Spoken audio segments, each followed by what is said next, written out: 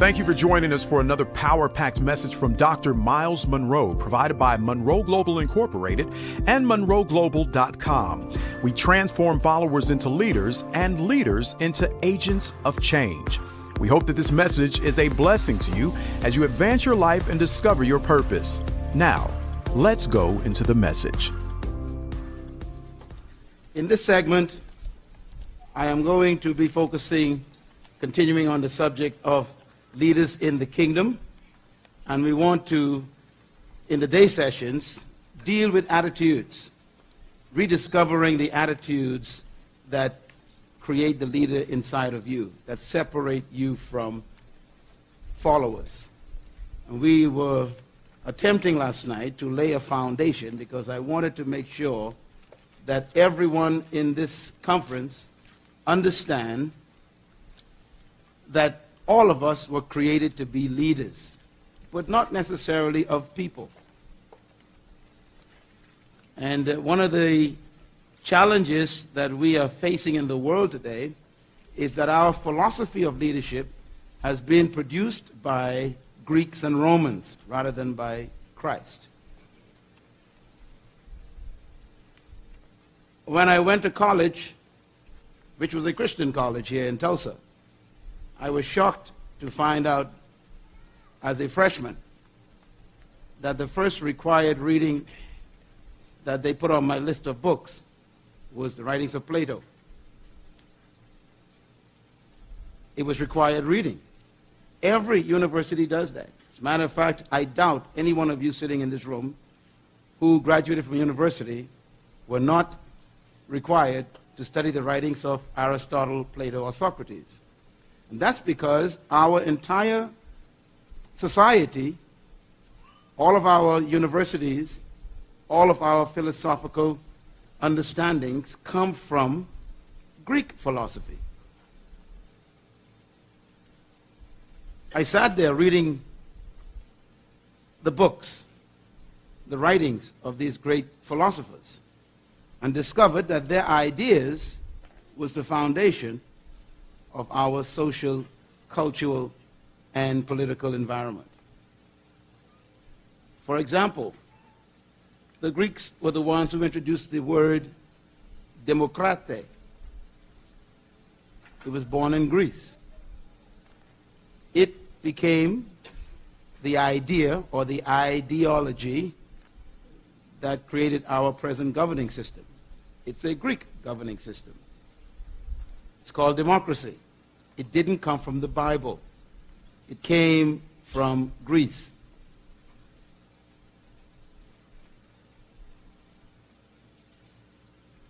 The Romans conquered the Greeks.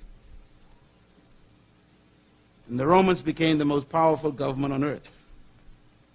They built an army that was so strong that no country in the known world at that time could defend themselves against Rome. Romans were interesting people. The Greeks were philosophers, but the Romans were utilitarians. And what that means is the Greek talked about it, the Romans applied it. The Romans did not destroy the Greek philosophy. They kept it. Matter of fact, they protected the libraries of the Greeks, and the Greeks' philosophy was adopted by the Romans and created their leadership philosophy. There are 5 specific principles of Greek philosophy concerning leadership that were adopted by the Romans. It's important to understand that the Romans still exist today. When Rome fell apart, it produced what we call Europe. Europe is Rome disintegrated. Romans ruled from England to Africa. So all the nations in Europe, from England to Africa, live on the philosophical foundation of Greek philosophy, which was exported by the Romans, and the Romans educated, ruled, and they controlled the thinking of the world. In my book, Becoming a Leader, which I trust you will get a copy of, I did a couple of chapters in that book on Greek philosophy, and I called it the misconceptions of leadership. Misconceptions. Because the Greek philosophy, in my view, based in comparison to the Bible, was a misconception. For example, one of the things that the Greeks believed was that some people were born to lead and some were born to follow. So if you happen to be in the class that was born to follow, no matter how much education, degrees you achieve, they concluded you will always be a slave. That's Greek philosophy. The Romans adopted that. Secondly, the Greeks believed that leadership was a product of birth traits. A birth trait to a Greek thought was that certain people were born with certain traits that made them leaders. The rest of us who didn't have those traits were forever relegated to the masses of slaves. That was Greek philosophy. The Romans believed that. And that is why the Romans believed that certain people were born with certain traits, and they were the founders of what they call the Aryan race, which is a Roman term. Hitler adopted the same ideology. That's why he killed people. Because to him, they were not fully people. Well, keep in mind that Europe is Rome, disintegrated. So when the imperialist powers began to expand, even came to America, America was settled by Romans, disintegrated. That's why there was no problem to bring over slaves, because after all, they were not born with the traits. So people were then perceived as subhumans. The word sub means below. And so slavery was quite automatic and natural. After all, you were not born with the traits. And the traits of the Aryan race was blonde hair and blue eyes and a Roman nose. So if you didn't have fair skin, blue eyes, and blonde hair, you were automatically a subhuman. Therefore, you know there was no hope for me. And so for the American culture 200 years ago to perceive people from Africa as not fully human was natural. It was a Greek philosophy exported by the Romans, disintegrated into Europe. Am I clear? Jesus meant that philosophy in power when he came to earth 2,000 years ago. The Romans ruled the world when Jesus was born. Jesus Christ was therefore automatically considered a subhuman to a Roman. He was born under the law, the Bible says. Under the law. He was born in Palestine, a little town called Bethlehem. He grew up in Nazareth, a village with 1 street and 11 houses. So these people in Palestine were considered as subhumans. And that is why the Romans actually could control them, levy taxes on them, and also make them carry their shield and swords whenever they want to. After all, they were born to just serve the superior race. Jesus knew that the disciples were brought up in this conditioning. He knew that they were trained in that environment. So when he chose them, he knew that they were corrupted in their leadership perception. So one of the statements he made to them is one that hopefully we will be able to discuss on our Wednesday. When they began to vie for leadership, they began to jockey for position. Because remember that Greek philosophy was that you were chosen by providence to be a leader. That was the Greek philosophy. In other words, the gods chose who would be leaders, and the gods chose who would be slaves. The Romans believed that. The Greeks believed that. And so Europe believes that. The disciples had a problem. They believed it too. And so one of the philosophies of Greek leadership perception also is that leadership is a result of charismatic personality. That's a Greek philosophy. Matter of fact, the word charisma actually means gifts of the gods, plural. Charisma is a Greek term. It meant those who were gifted by the gods. So if you were gifted by the gods, you were automatically in the leadership category. If you didn't have the gifts of the gods, then you were automatically a slave and subjugated. And that's where the development came for worshiping men. That was the height of humanism. As a matter of fact, the Greeks worshiped the human body as being the most highly valued product on the planet. They invented humanism, in a sense. The Romans adopted that. So the Romans also believed, therefore, that they were superior humans. They had the gifts of the gods. Matter of fact, Caesar believed that he was the son of gods. Many of you who have read history, you know that this concept of men being sons of gods was the concept of the pharaohs, and the Romans believed it. And so this idea that the God gave gifts to the earth through these men, and they were leaders by the providence of the gods, therefore you could not resist the leaders. If you rebelled against Caesar, if you rebelled against Pharaoh, you were rebelling against the gods. And so you were deserving of death. I want you to think about the leadership problems. Those philosophies still exist today.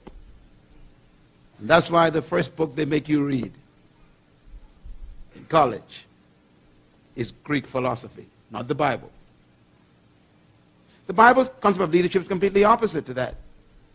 Matter of fact, Jesus made these statements when the disciples were trying to be Greeks. They were trying to fight for authority, fight for position.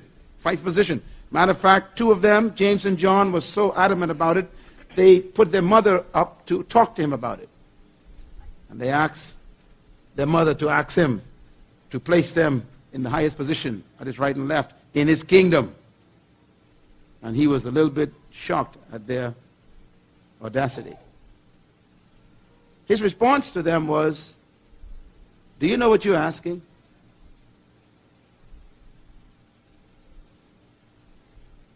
Very interesting question. I think everybody in this room would like to be promoted. All humans have a desire to be in charge. They don't tell you. They don't say it. That's why the 10 became angry, if you remember the story. They became angry not at the 2. Why? Not because they didn't want the positions. They were angry because they beat them to it. Every human being has a desire to be great. I repeat, every human being has a desire to be great. Many of them don't talk about it, but they think about it all day. You do. Because the desire for greatness is natural. Write that down, please. The desire for greatness is natural. Even a slave wants to be the master, but he doesn't talk about it. No one likes to be oppressed. No human. Even the oppressed don't want to be oppressed.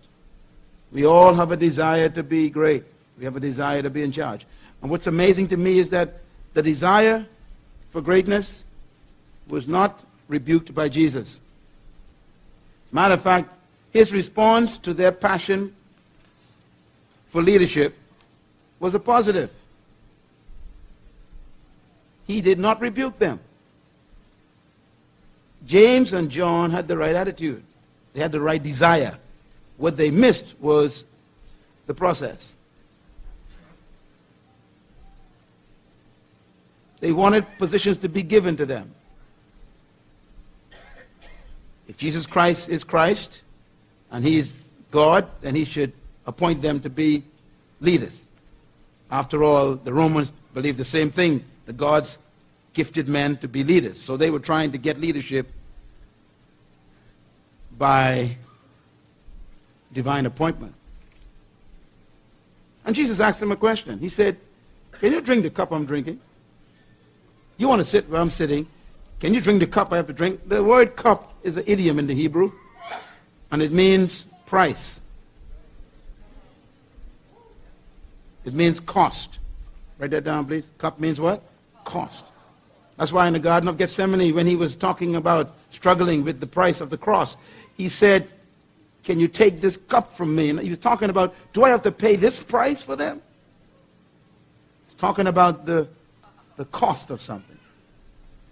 He said, every position of leadership has a cup with it. I'm not against you wanting to be great. I'm against you not wanting to drink your cup.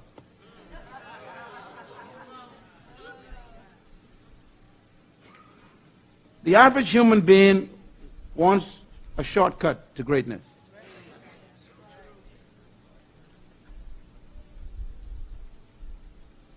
And then he proceeded to do something very strange. He then began a seminar on leadership. Because he realized that the other 12 were angry, the other 2 were misguided, and everybody wanted power. They wanted to be great. And so he made the statement. He says,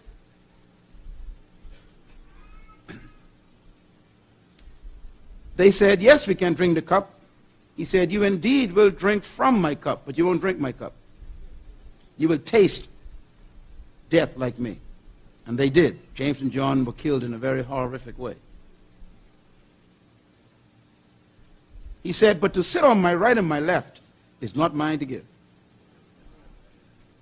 Let me tell you something that's very important.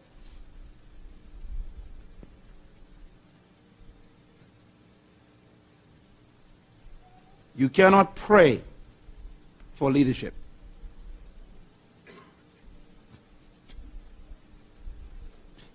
There is obviously a prayer that Jesus cannot answer. Let me repeat it again. He said, to sit on my right and my left is not mine to give. They were asking for what? Positions of leadership. You cannot pray for Jesus to give you a position of leadership. That's one prayer he said he cannot answer. I know you've been taught that Jesus can do anything. But according to Jesus, that's one thing he cannot do. He cannot give you the position of leadership that you are wanting. Very important. So no matter how you fast and pray for someone else's position, God can never give it to you. Why? The answer is the next statement. He says, these positions belong to those for whom they have been prepared. That was his answer. In other words, there is a position for everybody in leadership. And no one can take your position. Hey, boy, say belong. Say it loud. Boy, what a beautiful word. Belong means no matter what they try to do, they can never be you, and they can never take your slot in God's leadership. Very important. He was destroying jealousy, competition, suspicion, fear, jockeying for position, scheming, the stuff that you do.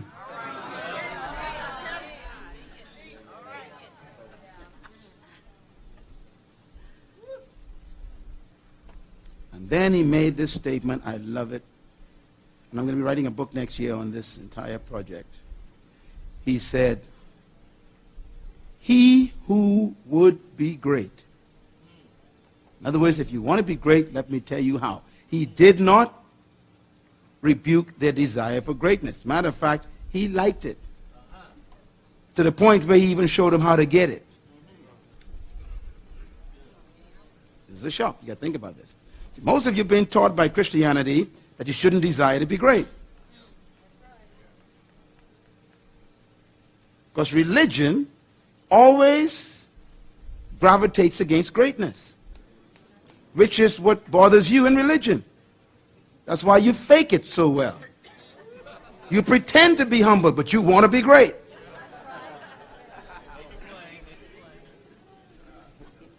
And I've come to set you free from your false humility. It's okay to desire to be a leader.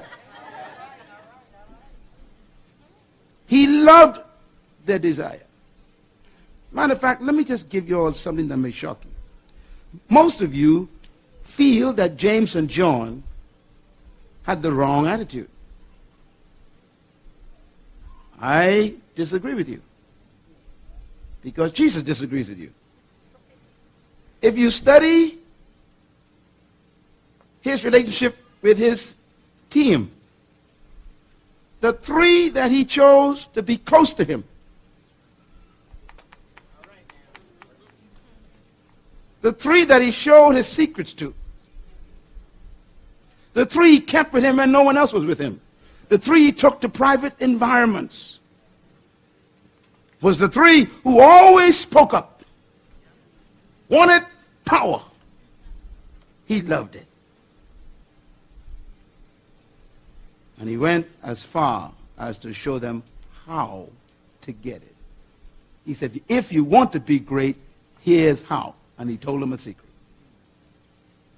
He said, if you want to be great, you must become the servant of all the others and become the slave of all the others. He says, because you know that the Romans, the heathens, the world, their leadership system is that they lord it over one another. And they make people benefactors. It shall not be so among you.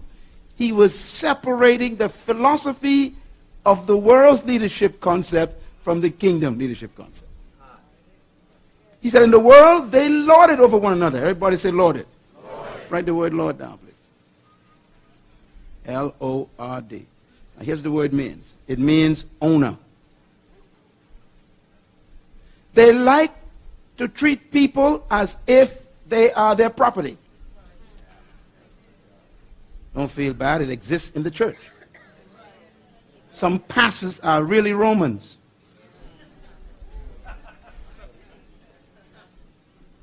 I don't want you to visit that church down the street. I don't want you to attend that service over there. I don't want you to go to that seminar. That's the Lord.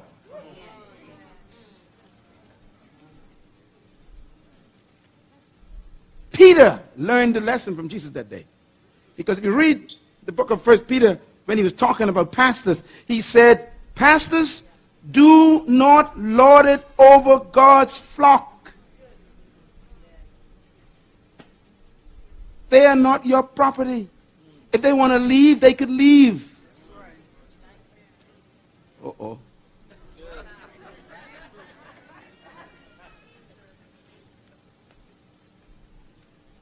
If you are depressed by the departure of people from your organization, you are not a true leader.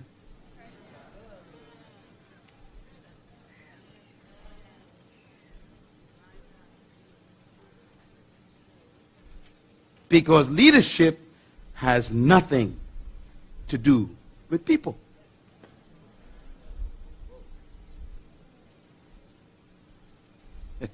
If you want to be great, he says, you don't focus on people. You focus on serving something to them.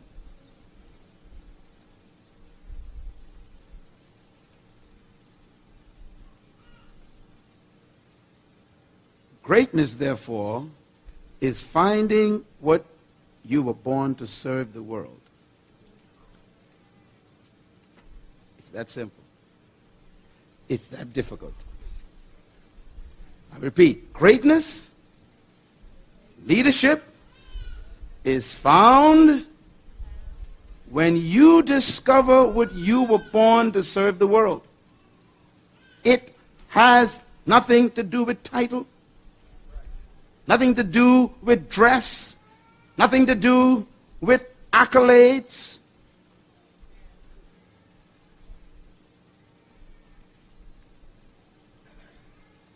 if you find which you were born to serve us, we'll look for you. I'm going to make a statement. You'll understand it next year. True leaders do not seek for followers. Followers seek true leaders.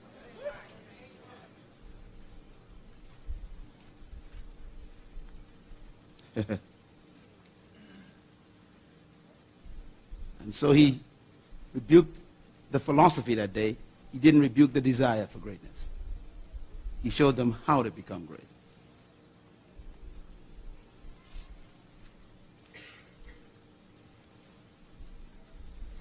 Now, we talked about something, and tonight I'm going to deal with it. Please don't miss tonight. We won't be as long as we were last night because I want to lay a foundation. But tonight, do not miss tonight. There's a difference. I want to give you a difference between two things, and it's found in the book. All right? I want to recommend this book to you because I cannot teach this in 3 days. It took me 30 years to write it. 30 years. But in this book, I talk about two concepts. Write them down. The leadership spirit, that's number one. And then the second concept is the spirit of leadership. The leadership spirit and the spirit of leadership. These are two different components. The leadership spirit is what we dealt with last night, and that is what you were born with. Every human being, 6.8 billion of us on planet Earth, were born with the leadership spirit. The problem is it's buried under Greek philosophy. Every time, for example, this church would call a leadership meeting, only certain people show up. The majority stay home because they believe that's not for me. That's Greek philosophy controlling them.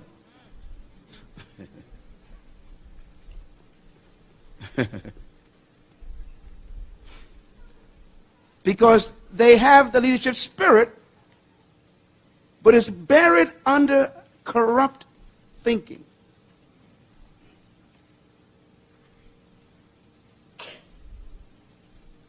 And so what I have to do, and this book is about it. This book is not about the leadership spirit, even though it explains it in 2 chapters. It's about the spirit of leadership. The leadership spirit, let me simplify it, is the nature of God that you were born with, which is a spirit of dominion. You were created to rule, to dominate, to control, to manage, to lead. That's why you want to be in charge. You were created for that. The dominion desire is natural in every human. That's why you hate to owe people money. Because the lender is always in charge of the borrower. And you don't like to be oppressed by anybody. That's why you hate to have bills and debt. Am I right about this? Every human being hates to be indebted to another human. Why? Because it gravitates against their natural desire. That's why you get sick when you owe people money. You become depressed. Your blood pressure has problems. Stress kicks in. And now your body begins to deteriorate with all kinds of diseases, including cancer. Because you're not built to be oppressed. Yeah. That's why you want to be rich. Don't lie to me and don't be false humility. Every single one of you in this auditorium and watching this program, every single one of you want to be rich. Am I right? Say yes. Yes. But you don't want to be rich for the sake of wealth. That's right. No. Right. Your desire for wealth is so that you could control circumstances. I talk about it in this book. The desire for resources is to dominate your environment. You want to control where you live, what you eat, what you wear, where you fly, who you marry, what you put on, what you drive. You want to control how long you go out, when you come back, whether you work or not, don't feel like working. You just want to control life. Am I right about it?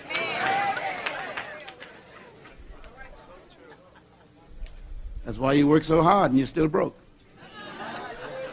Because you believe if I work hard enough, I'll eventually not have to work anymore. It's a desire for dominion. That's all it is. In my book on the kingdom, please read that book, because that's a very important section in the book. I talk about the desire of all humans, the desire for power. We want power to control circumstances. Leadership desire for greatness is what I call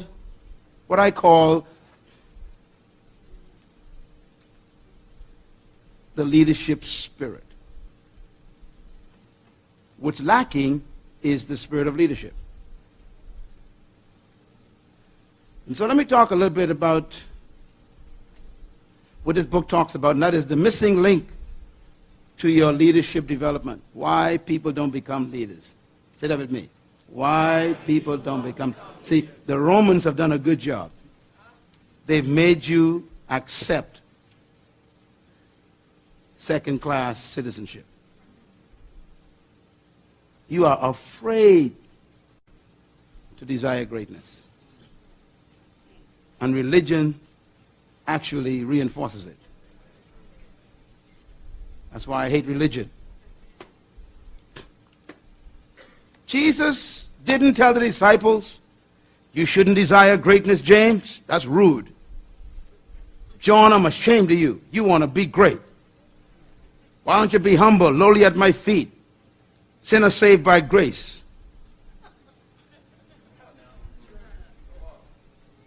He didn't do that. He said, hey guys, if you want to be great, here's how. Find your gift and serve it to the world.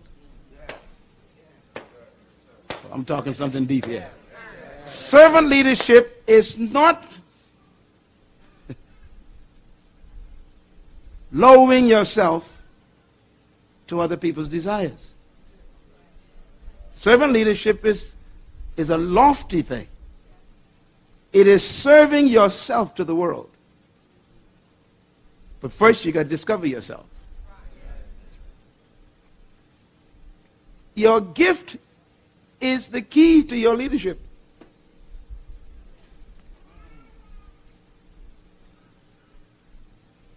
If you haven't found yourself yet, if you haven't discovered your true gift yet, you are still a follower. People have been looking for you all your life, and they cannot find you. They keep finding what society produced.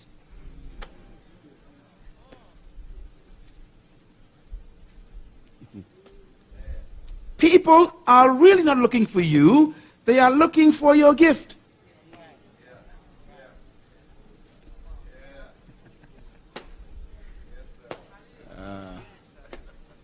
Let me give you the hint. Please don't miss Wednesday. Let me give you a hint. Jesus ended the seminar with this statement. He said, he that would be great among you shall become the servant. And he who shall be first shall be the slave. He who shall be what? First. He who shall be what? First. Say it loud. First. Now, I did some research on this concept because I want to know what did he mean. And the word he used is amazing. Let me put it in English terms. He that would be the first one they look for.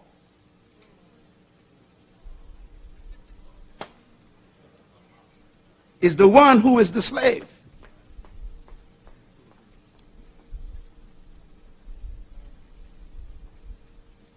understand that.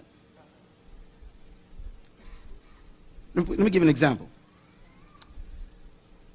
I got a phone call from T.D. Jakes a few weeks ago, and he said, Myles, I'm planning a cruise. And we had a meeting with my leaders. And we wanted someone to teach on leadership. And you were the first one that came to mind.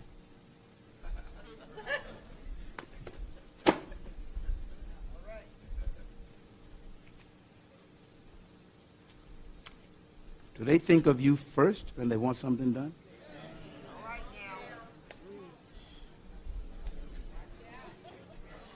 That's why you're not a leader yet.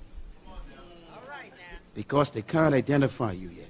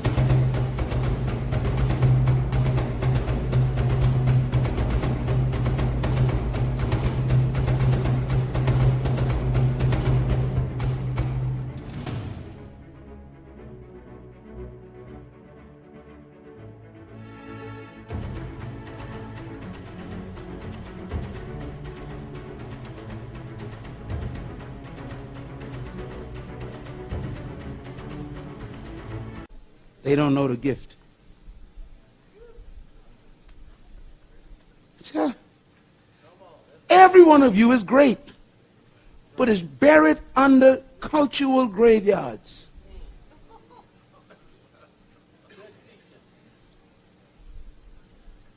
Let me ask you a question. Don't answer it. Just think about it. What are you known for?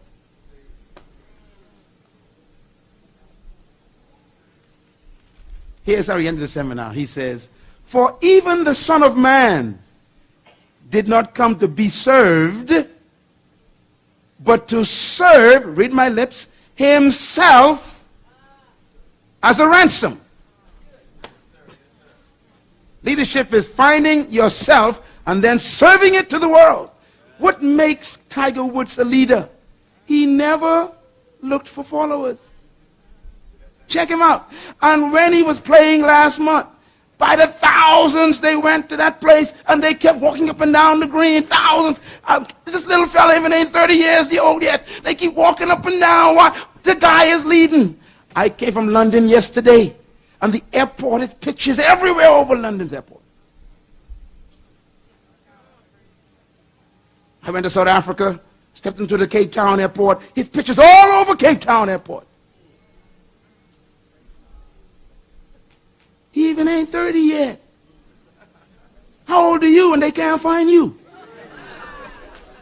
He never sought leadership. He never took a course in leadership. He never got a course in MBA or master's in leadership or management. The guy simply found a gift.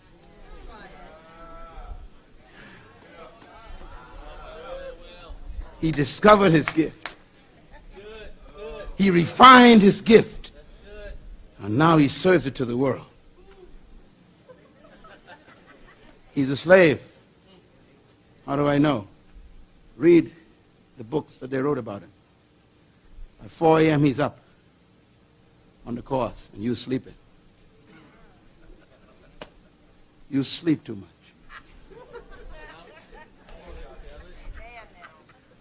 By the time you show up on the course to watch him, he already played a whole day's worth of golf. He's a slave. Only slaves get up at 4 to prepare for when the masters show up. That's too deep for you.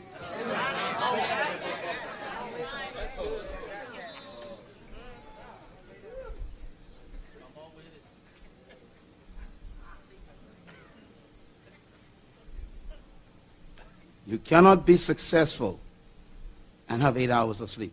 Amen. All right, that's right. That's strong. It's that simple.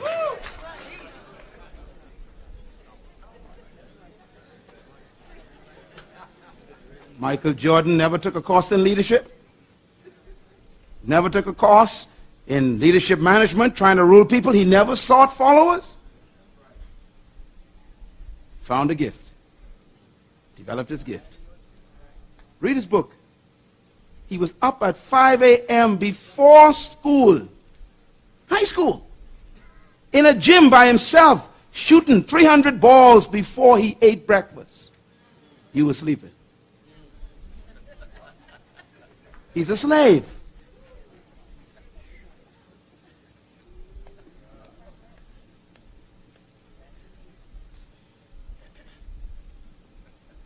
And you want to be great. You want to be great? Find something that you are a slave to.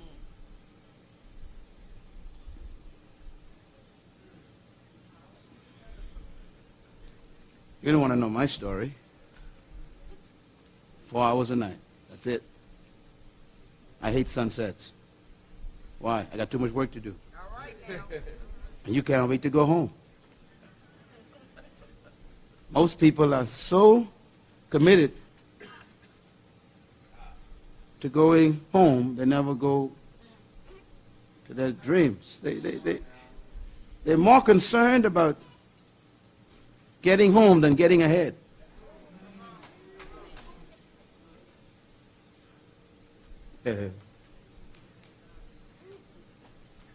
Spirit of leadership. Spirit of leadership has to do with the attitude. The leadership spirit has to do with the nature. You have the nature, but you're missing the attitude.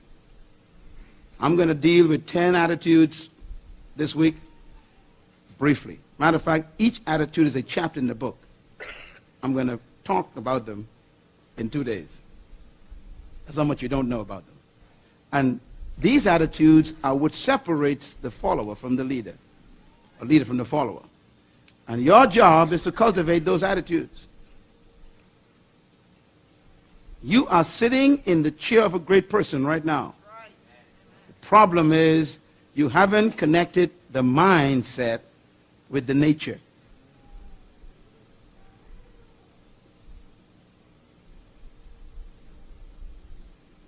Jesus had to train those disciples to think differently. He had to destroy the Greek philosophy. He had to make them believe that they were as great as Caesar. That was a tough job. He kept saying things like, all things are possible if you believe. They didn't believe that before they met him. They had thought that they were subjugated to the Romans for the rest of their lives. And Christ says, a greater than Caesar is here. And he was living in a village. You see, it ain't where you are located, it's where you are mentally located.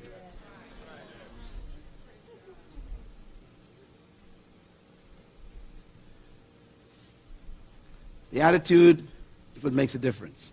Let me give you some thoughts. You can pick up after this tomorrow. The difference between a leader and a follower is attitude. Write fast, please. The difference between a follower and a leader is what? Attitude. That's all. Attitude. I know this may sound simple, but it's not. I wasn't born the way I think right now. I wasn't born this way. I had to go through a mental conversion. I was born into a family of 11 kids in a small island where I still live. I was an island-minded boy, 7 miles wide, 20 miles long. That was my home. And I was born on the poor side of the island. So, I had all kinds of problems. And I was born under the oppression of an imperial power who told me that I was half-breed, human. I had some barriers to overcome. Well, I showed you last night some pictures of me giving advice to governments, training heads of states. How do you move from being a half-breed to training a president of a country? Something happened between my ears.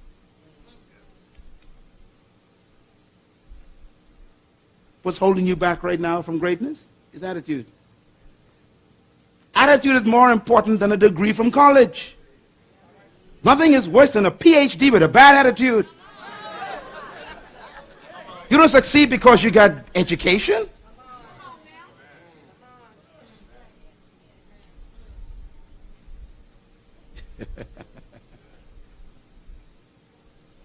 Write this down. It is unique attitudes that distinguish leaders from followers. And these attitudes that a leader possesses produce certain behaviors that stretch the leader beyond the limitations of the norm.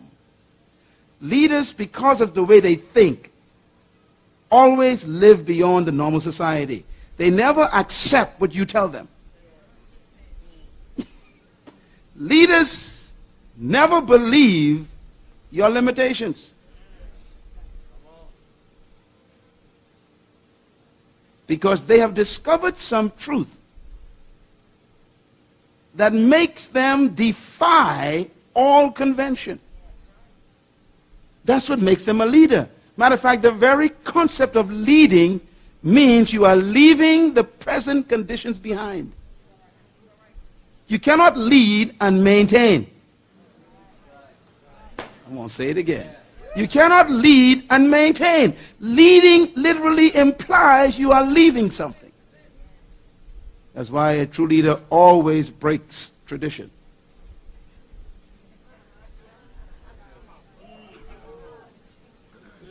Because tradition is the graveyard of the hopeless.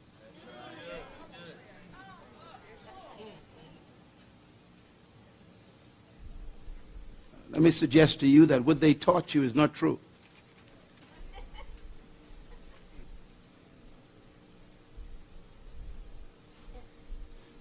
Everybody say attitude.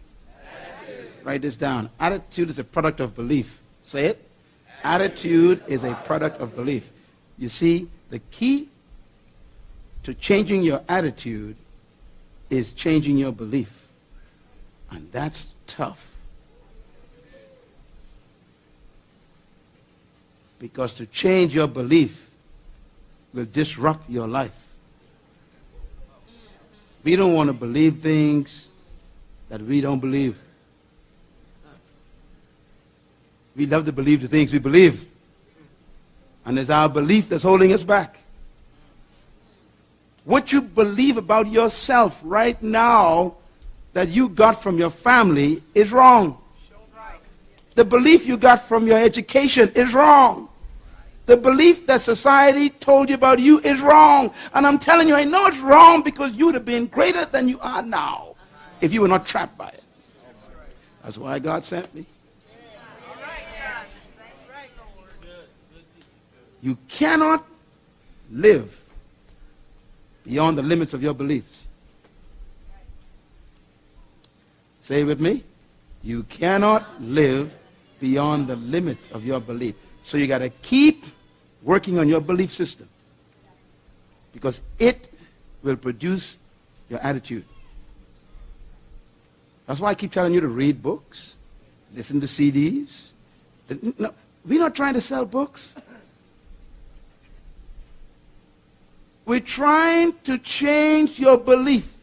And you cannot change your belief until you get new information.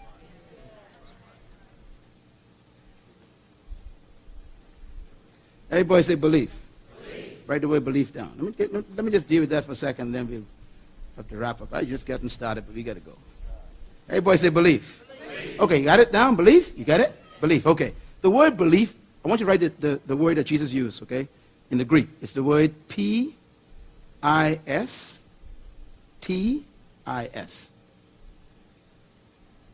It's the word pistis. Now, the word pistis means belief. Okay, write the next word to it. It's the word that we translate faith. F-A-I-T-H. It's the same word. Faith. Now watch this. Everybody say belief. Everybody say faith. Everybody say pistis. Boy, you're speaking Greek. Good. Okay.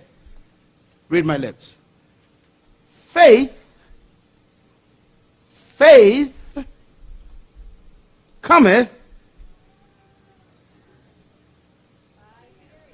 Belief cometh Pistis cometh by hearing information.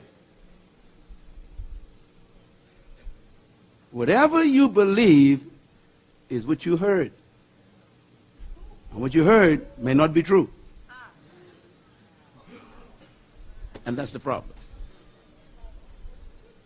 What changed me was when I began to hear different information, like what I tried to share with you last night that you totally missed. And that is, you are God's. When I heard that, I was 15. I was reading the Bible at age 15. Read the whole Bible in 1 year as a 15-year-old. And when I read it, I said, that can't be true, because the preachers never told me that.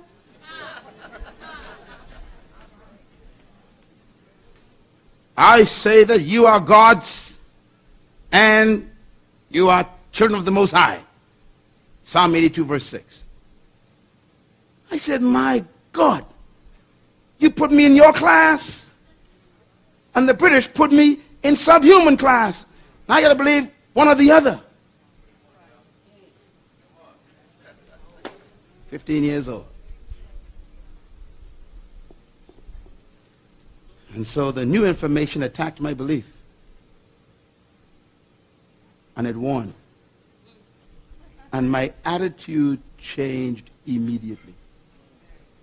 I went from a D student to an A student by one sentence.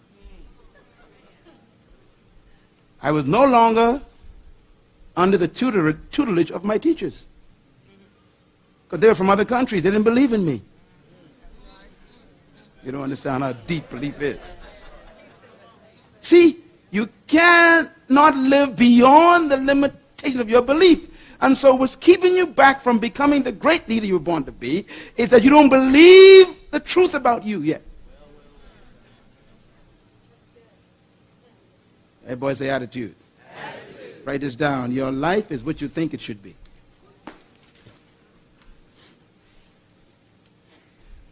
Skip lunch and use the money to buy this book.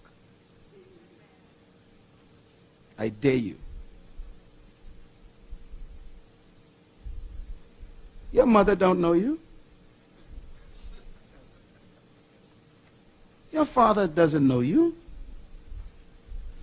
Your spouse don't know you. You don't know who you are. All they know about you is what you've shown them so far. That's all we know about you. And we haven't seen you yet. Your life is what you think it should be. So you got to keep changing your thinking about yourself. As a man thinketh, so is he. So we got to change your thinking. That's what these sessions are about.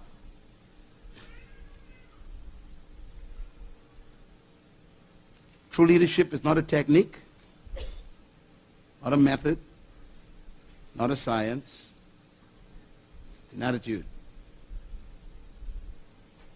You can take all the courses in the world in leadership and still be a follower. Companies spend billions of dollars every year and send people to all kinds of seminars, and they come back still following. Because you cannot really learn leadership.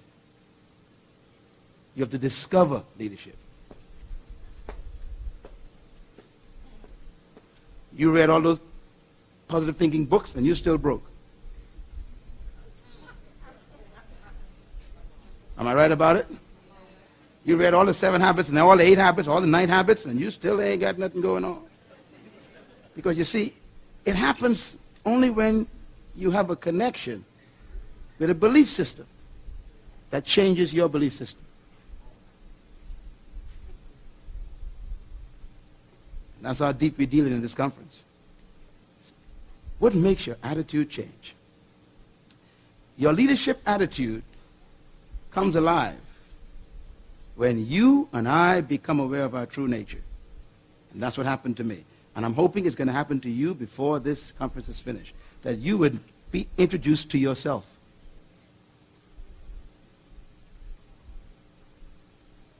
Who are you?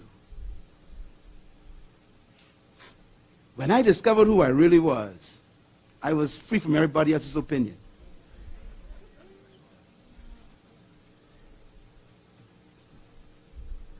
Most of us are prisoners of people's opinions, including our families. You need deliverance. Some of you are so into deliverance. Deliverance from demons, deliverance from darkness. No, you need deliverance from people. Their opinions.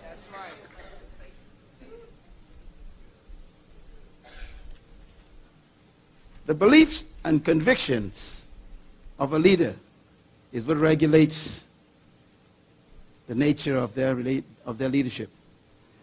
When their beliefs and convictions become lined up with God's beliefs and convictions of them, then suddenly a leader is born.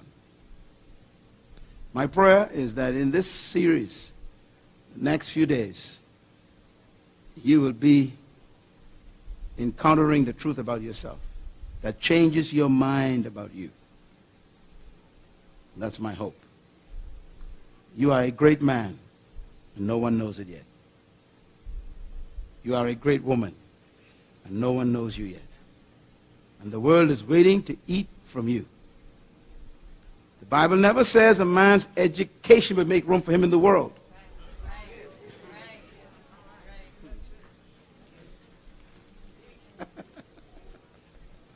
Oh, I was so foolish.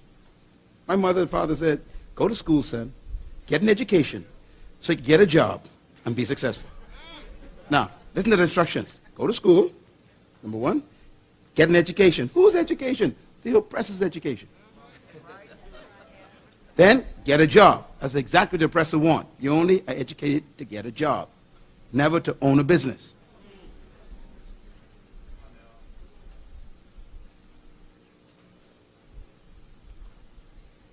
I was talking to my son last week.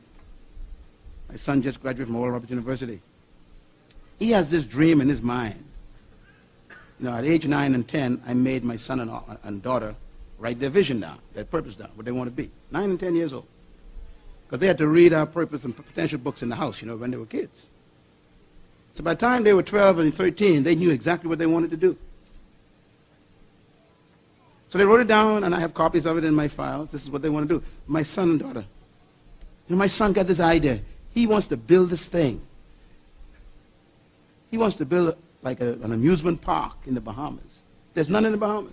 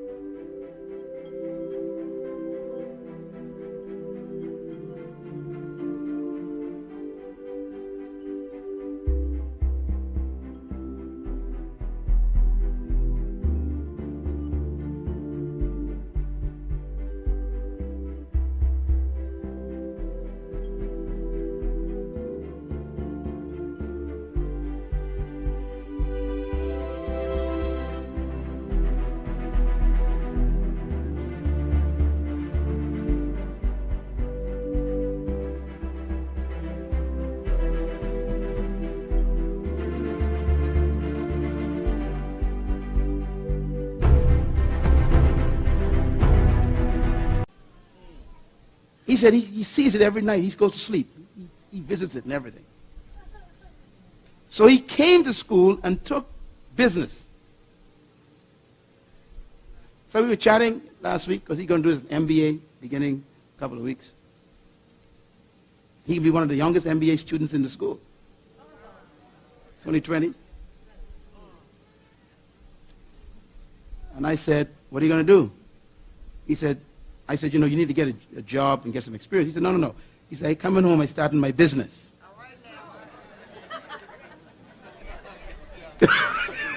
He bypassed job. Just went straight to business. His thinking is beautiful. Which means if he ever gets a job, it'll always be temporary.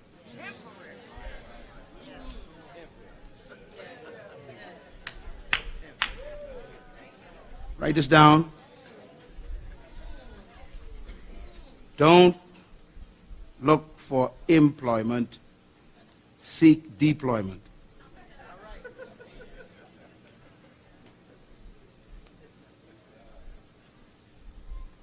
Deploy yourself. Release your true self.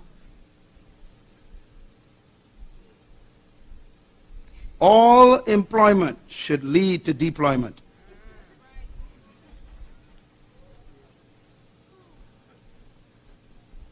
You're just glad to have a job.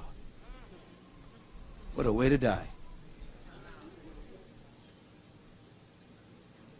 You live for retirement.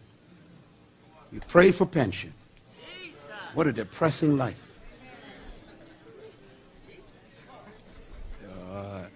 I gotta go. But I'm glad you came today. I gotta stop, because I don't want to keep you away from your jobs.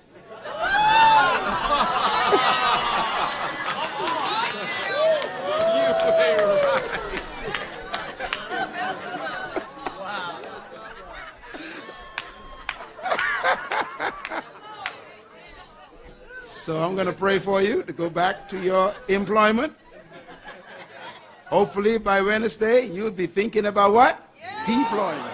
Praise God. Thank you once again for listening to this message, as we hope that it has been a blessing to you. Our goal is to show you new paths and opportunities so that you can discover your purpose. It is your love, support, and partnership that makes Munroe Global possible. Please visit us online at www.munroeglobal.com for more product, partnership, or to join us at one of our live events around the world.